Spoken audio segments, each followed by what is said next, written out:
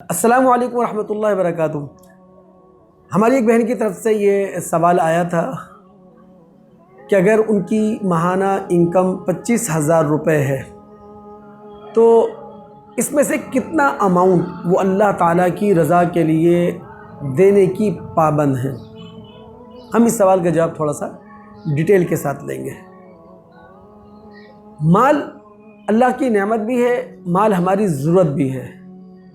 مال کسی کو کم ملتا ہے، کسی کو زیادہ ملتا ہے۔ اللہ رب العالمین اپنی حکیمانہ اسکیم کے تحت اللہ رب العالمین مصلحت کو جانتے ہوئے کسی کو مال کم دیتے ہیں، کسی کو زیادہ دیتے ہیں۔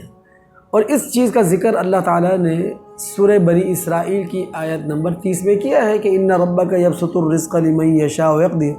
اللہ رب العالمین اپنی حکیمانہ مصلحتوں کے تحت کسی کو مال کم دیتا ہے اور کسی کو مال زیادہ دیا کرتا ہے۔ مال چاہے کم ملے یا مال زیادہ ملے، اولاد ملے یا نہ ملے، حسن کسی کے پاس بہت ہے یا حسن کسی کے پاس کم ہے، کسی کے پاس کوالیفیکیشن زیادہ ہے یا کسی کی کوالیفیکیشن بہت کم ہے، ہر معاملے میں اللہ رب العالمین نے انسان کو آزمائش میں ڈال رکھا ہے۔ تو یہ جو مال انسانوں کے پاس ہے یہ بھی آزمائش ہے۔ اور اللہ تعالیٰ نے سورہ انفال کی آیت نمبر 28 اور سورہ تغابن کی آیت نمبر 15 میں مال کو آزمائش یعنی فتنہ ہی کہا ہے کہ اس کے ذریعے انسان کا ٹرائل ہوا کرتا ہے۔ زکوٰۃ اور صدقہ ایک قانونی اور زکوٰۃ اور صدقہ دوسرا ہے جو رضاکارانہ طور پر دیا جاتا ہے۔ زکوٰۃ اور صدقہ جب قانونی ہو تو یہ ریاست کا ریونیو ہے اور ریاست کا حق ہے، لہٰذا قانونی زکوٰۃ اور صدقے کے لیے دو شرائط ہیں۔ پہلی شرط کسی کی بچت نصاب کے مطابق ہو۔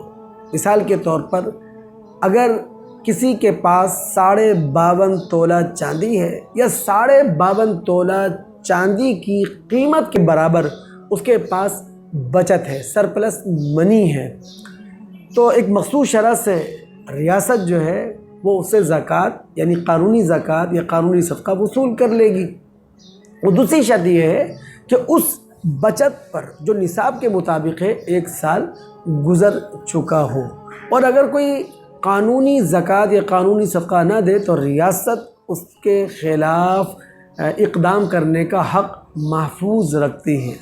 لیکن اس کے مقابلے میں جو رضاکارانہ زکوٰۃ اور رضاکارانہ صدقہ ہے، اس کا مطلب یہ ہے کہ کسی کی سالانہ بچت 52.5 تولہ چاندی کی قیمت کے برابر نہیں ہے، تو اب ظاہر ہے کہ یہاں قانون مداخلت نہیں کرے گا، ریاست مداخلت نہیں کرے گی۔